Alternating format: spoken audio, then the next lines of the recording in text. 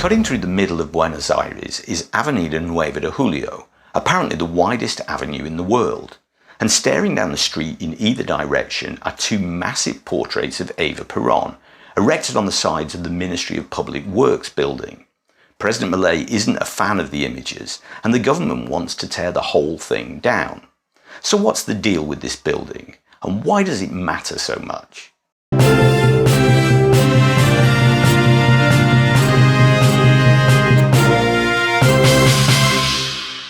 Let's start with the building itself. Officially called the Ministry of Public Works building, or Edificio del MOP, it's been standing tall on Nueve de Julio since 1936. It's a big deal architecturally, a classic example of rationalist design and an important part of Buenos Aires' cityscape.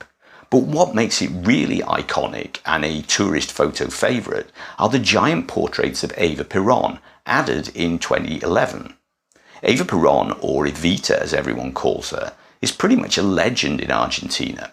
As First Lady in the late 40s and early 1950s, she became a champion for the rights of workers, women and the poor. People adored her for it, but others saw her as a divisive populist. Love her or hate her, she's one of the most famous figures in Argentine history.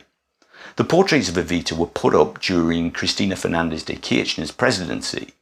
Cristina loved drawing comparisons between herself and Evita. She used these images as a kind of political statement, positioning herself as the modern-day defender of the working class. One side of the building shows Evita smiling, representing hope, while the other has her looking serious and defiant. It's not just a building, it's practically a billboard for Peronism, and that's where things get complicated. Javier Milei, Argentina's current president, is not exactly a fan of Peronism. In fact, he seems to be on a crusade to scrub Peronist symbols from public life. His administration has already renamed the Kirchner Cultural Center to something less political, taken down statues, and removed Evita's image from government offices. Milei's argument for tearing down the building? Urban planning. He says it's a traffic nightmare. But most people see this as more political than practical.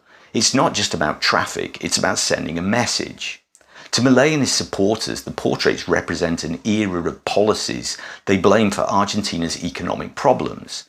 Getting rid of the building could be his way of saying it's time to leave all that behind. But for Peronists, this feels like an attack on their history, their identity and their values. Eva Perón isn't just some historical figure, she's a symbol of hope and empowerment for a lot of Argentines.